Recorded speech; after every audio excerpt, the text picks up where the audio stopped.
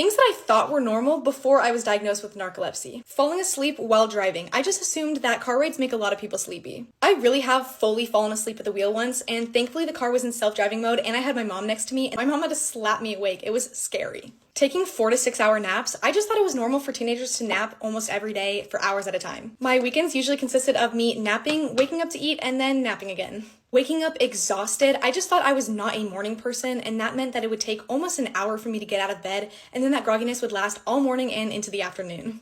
Napping over hanging out with my friends. I just thought it was an introverted trait to get really tired when guests would come over. Sometimes when I had a group of friends over, I would go upstairs to nap for a couple of hours while they all hung out downstairs. And then they would be all like, "Where's Riley?" And my mom would be like, "Probably sleeping." Feeling like I was constantly sick or I had the flu. I would always tell my mom that I thought I was sick, but I never had any symptoms or an explanation. I just knew I didn't feel good. So saying I didn't want to go to school or practice because I didn't feel good never really worked as a valid excuse. Falling asleep during the last period of classes, I just thought everyone was tired at the end of a school day, and so every single day in math class, I would fall asleep and the teacher would bang on my desk to wake me up. It was so embarrassing. Sobbing for hours at a time with no explanation why or a trigger to make me upset. I don't know why, but I thought just everybody had these big feelings for no reason, and I now realize that was my body's response to just being extremely exhausted.